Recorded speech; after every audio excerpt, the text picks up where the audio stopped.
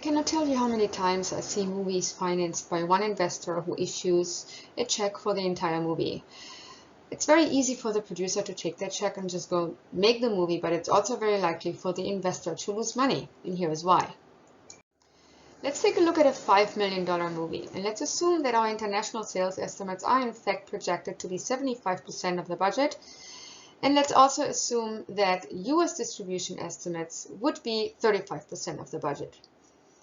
We obviously have to pay some people, so our collection agent is going to charge us 1% of distribution revenues, and our sales agent is going to charge us 15% of distribution revenues plus 1% in distribution expenses, also charged against distribution revenues. Again, our equity investor is going to finance 100% of the budget, so they will give us $5 million. And in return, they are requiring a 20% premium on the $5 million, which is $1 million. Plus, they want 50% profit participation and IP ownership. Let's see how that plays out.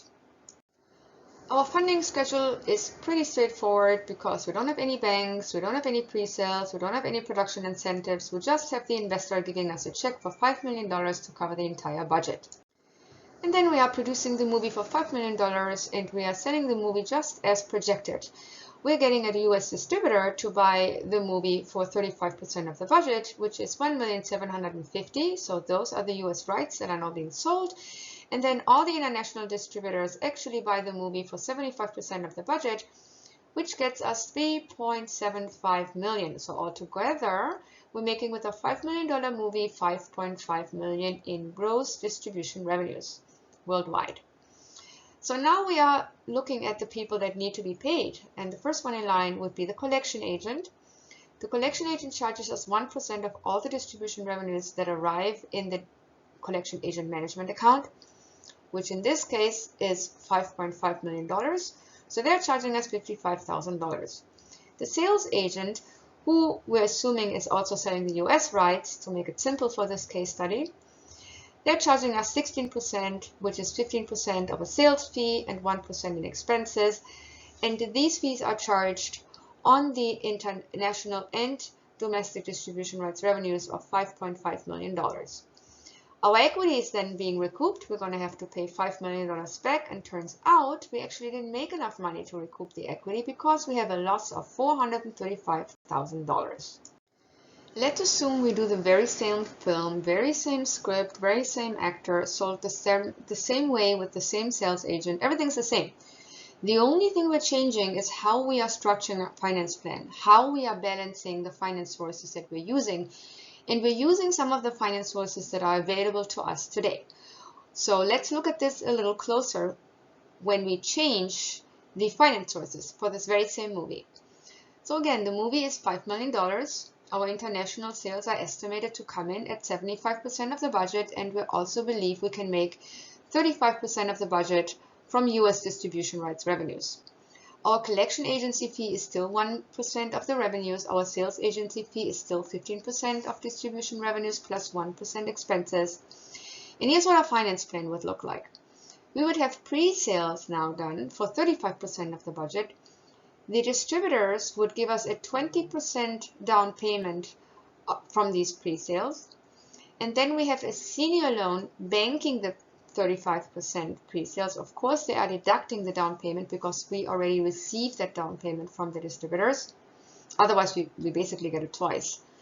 And then the gap loan is provided to us looking at the unsold rights, which is our sales estimates minus our pre-sales.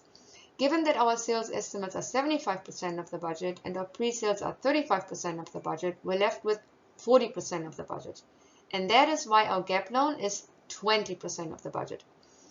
And then we are looking at an incentive, and we are going to get a production incentive of 20% of the budget. So now the question is, if we put all these finance elements into a finance plan, how much does the equity investor have to pay now so we're covering our $5 million budget?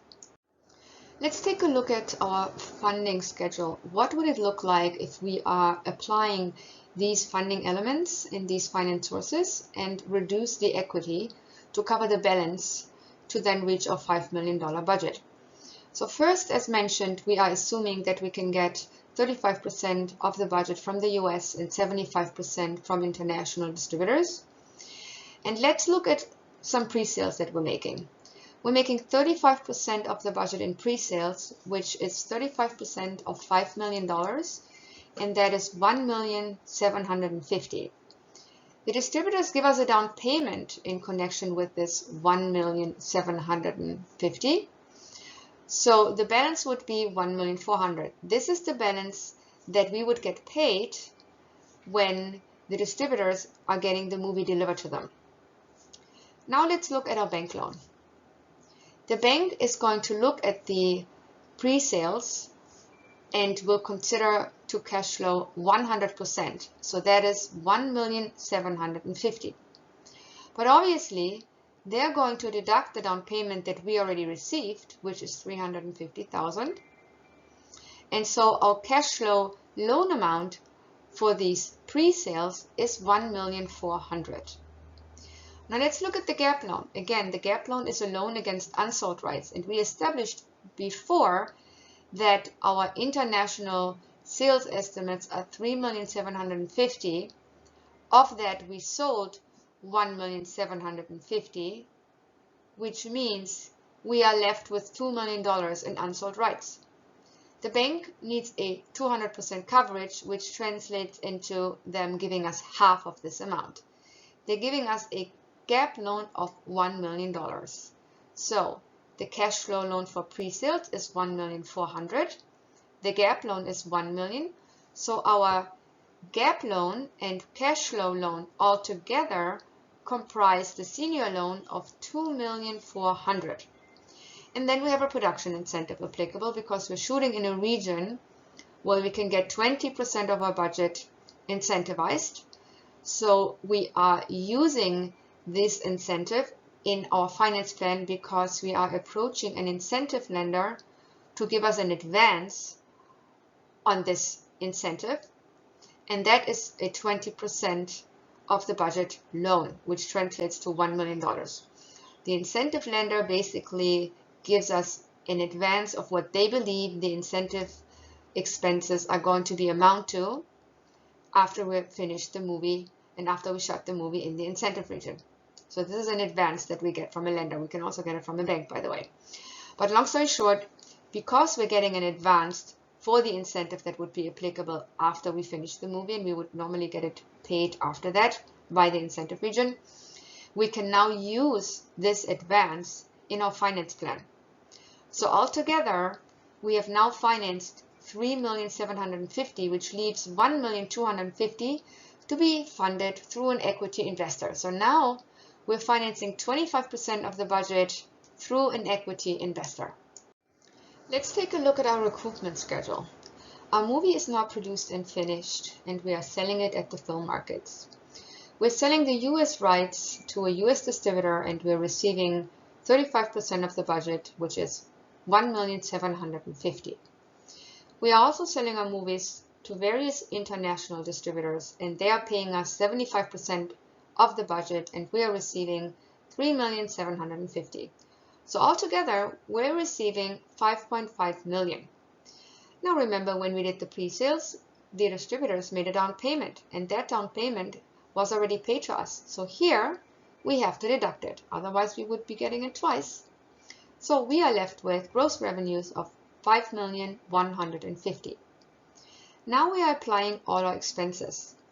First in line is our collection agent. The collection agent received 1% of the amount that actually hits the collection account, which is $5,150,000.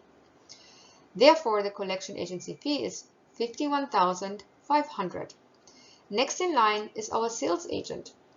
He receives 15% sales fee and 1% expenses of the gross revenues for the international anti-distribution rights, which is 16% of $5.5 million. Therefore, we're paying him $880,000.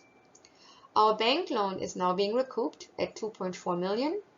Our equity is being repaid at $1,250,000. We're paying a 20% premium on this $1,250,000. That is $250,000.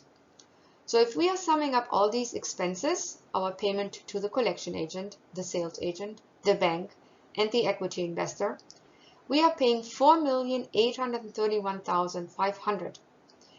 And if we are deducting all these expenses from our gross revenues of $5,150,000, we are left with net revenues of $318,500. So now we actually made revenues, where in the case before, we had shown a loss. Now we can pay some profit participations. We're paying the equity 50% of the investment that he's made in relation to the budget. The investment that he made in relation to the budget was 25%, so now we're paying him 12.5% as a profit participation. And that is 12.5% of the net revenue. 12.5% of 318,500 is 39,813. That means the producer receives 278,688. So altogether, our equity investor, in addition to receiving his investment back, made an additional $289,813. As you see, by changing our financial sources and by applying a balanced finance plan for the very same movie, reaching the very same distribution revenues, we now make a profit. If you have any questions at all about this little case study, please feel free to contact me.